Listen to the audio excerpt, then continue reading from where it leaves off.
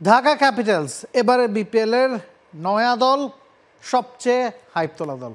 কারণ ঢাকা ক্যাপিটালসের মালিক নায়ক শাকিব খান একের পর এক ব্র্যান্ড ডিল ঢাকা ক্যাপিটালস করে যাচ্ছে এবং তাদের সোশ্যাল মিডিয়ায় সেটাই তারা জানান দিচ্ছে। এমনটাই হওয়ার কথা, যেই দলের মুখ শাকিব খান তার পেছনে ব্র্যান্ডরা তো লাইন লাগাবেই। তবে দল হিসেবে কেমন এবারের বিপিএলে ঢাকার স্কোয়াড, সেটা নিয়ে কাটাছাড়া আলোচনা করতে চাই। ঢাকা ক্যাপিটালস মুস্তাফিজুর রহমানের সাথে তানজিদ তামিম এই দুজনকে ডিরেক্ট সাইনিংয়ে দলে ভিড়িয়ে ড্রাফটে বসেছিল। ড্রাফটে শুরুতেই তারা দলে ভিড়িয়েছে লিটন দাসকে। মুস্তাফিজুর রহমান এবং তানজিদ তামিমকে তারা ধরে রেখেছিল, লিটন দাসকে প্রথম কলে তারা দলে ভিড়িয়েছে। এরপরে যথাক্রমে হাবিবুর রহমান, মুকিদুল ইসলাম মুগ্ধ, আবু জায়েদ রাহিকে তারা দলে ভিড়িয়েছে। সাব্বির রহমান রুম্মানও এই দলটাকে প্রতিনিধিত্ব করবেন। আছেন মুনিম শাহরিয়ার, আসিফ হাসান, শাহাদাত, দীপু। লোকাল ক্রিকেটারদের পুলটা খুব একটা শক্ত মনে হচ্ছে না, তবে সেইটার ব্যালেন্স তারা আবার বিদেশিদের দিয়ে করার চেষ্টা করেছে। মুস্তাফিজুর রহমান, তানজিদ তামিম, লিটন দাস নিশ্চিতভাবেই মূল একাদশে থাকছেন।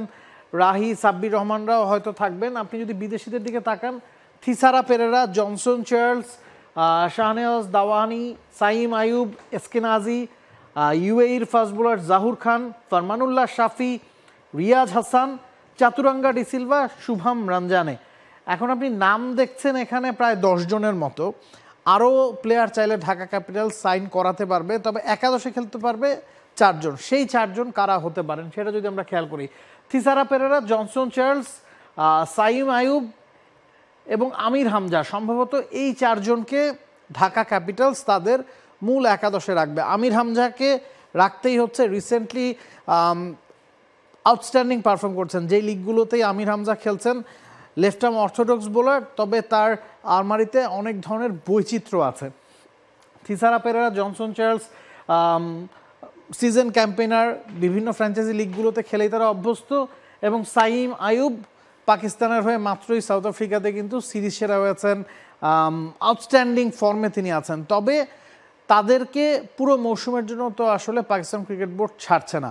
সাইম আয়ুব যখন চলে যাবেন তখন স্টিফেন এসকিনাজি, যিনি ইংলিশ একজন ব্যাটসম্যান, মিডল সেক্সের হয়ে ক্যাপ্টেন্সি করে থাকেন, স্পিনটা খুব ভালো খেলেন, তিনি সাইম আয়ুবের রিপ্লেসমেন্ট হিসেবে কিন্তু একাদশে ঢুকে যাবেন। একাদশটা যদি আমরা দেখি, তানজিদ তামিমের সাথে সাইম আয়ুব ওপেন করছেন, লিটন দাস 3 নম্বরে, যেমনটা ওয়েস্ট ইন্ডিজে লিটন দাস খেলেছেন 3 নম্বর পজিশনে, জনসন চার্লস 4-এ, সাব্বির রহমান 5-এ, হাবিবুর রহমান সোহান 6-এ, থিসারা পেরেরা 7-এ, আমির হামজা, মুস্তাফিজুর রহমান, মুকিদুল মুগ্ধ, আবু জাহেদ। এবং আপনি যদি পেস ডিপার্টমেন্টটা খেয়াল করেন, মুস্তাফিজুর রহমানের সাথে মুকিদুল মুগ্ধ, আবু জাহেদ রাহি 3 জনই লোকাল পেসার। স্পিন ডিপার্টমেন্টের দিকে যদি আপনি তাকান, আমির হামজা একমাত্র স্পিনার এই দলটাতে। থিসারা পেরেরা তিনি হয়তো ফিফথ বোলিং হিসেবে পেসটা করে দেবেন। তবে যেটা আমরা সাধারণত বিপিএলে দেখে থাকি, স্পিনারদের রোলটা খুব ভাইটাল হয়ে থাকে এবং এই দলটাতে স্পিনারদের কিছুটা হলো সংকট আছে। আমরা যদি আরেকবার স্কোয়াডটা দেখি, আপনি লোকাল ক্রিকেটারদের মধ্যে স্পিনার মানে ফ্রন্টলাইন স্পিনার নাই বললেই চলে। এবং আপনি যদি বিদেশিদের দিকে তাকান, সেক্ষেত্রেও আমির হামজা ছাড়া তেমন নামকরা স্পিনার কিন্তু নাই। চাতুরঙ্গা ডিসিলভার কথা আপনি বলতে পারেন, সেই দিকে শুভম রঞ্জনকে তারা দলে ভিড়িয়েছে, তবে তারাই কিন্তু ফ্রন্টলাইনার স্পিনার না এবং উইকেট টেকিং অপশন না। তো এই জায়গাটাতে মনে হচ্ছে ঢাকা ক্যাপিটালস কিছুটা হলো স্ট্রাগল করতে পারে।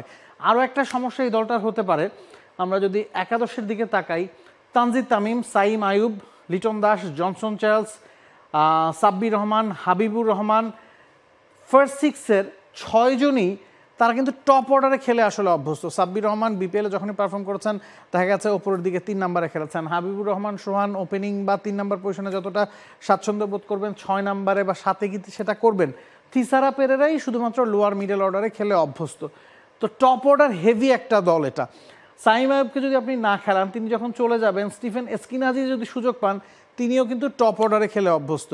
তো সব মিলিয়ে এই দলটার বেশ কিছু দুর্বলতা চোখে পড়ছে। প্রথমত, বিপিএলে আপনার স্পিনারদের আধিক্য থাকা দরকার, যেটা এই দলটাতে নাই। একমাত্র আমির হামজা ছাড়া ফ্রন্টলাইন স্পিনার নাই এবং ব্যাটসম্যানদের বেশিরভাগই বিস্ফোরক ব্যাটসম্যান এবং তারা টপ অর্ডারে খেলে অভ্যস্ত এবং তাদেরকেই আপনাকে মিডল অর্ডারে খেলাতে হবে। এই জায়গাটায় ঢাকার কিছুটা দুর্বলতা কিন্তু রয়েই যাচ্ছে। তো সব মিলিয়ে সাকিব খানের দল, মুস্তাফিজ লিটনদের দল ব্যালেন্স কিছুটা কম মনে হচ্ছে ঢাকার কাগজে কলমে বা শক্তিমত্তায়। তবে যে কোনো সময় আপনি তো নতুন প্লেয়ার দলে ভেরাতেই পারেন, সেই জায়গাটায় হয়তো ঢাকাকে আরও কিছুটা কাজ করতে হবে এবারের বিপিএল এর মৌসুমে। বাংলাদেশ প্রিমিয়ার লিগ 2025, 7টি দলের জমজমাট লড়াইয়ে মাতবে পুরো দেশ। দেখতে চোখ রাখুন টি স্পোর্টস নেটওয়ার্কে।